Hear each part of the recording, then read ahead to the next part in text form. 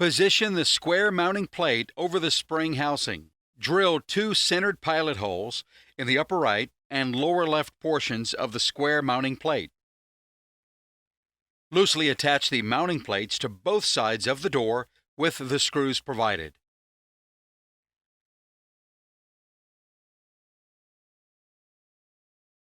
Square the top surface of the mounting plate to the edge of the door.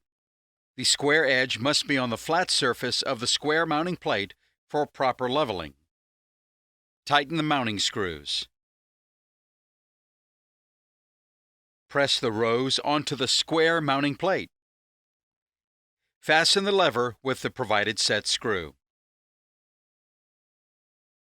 Test the lock operation.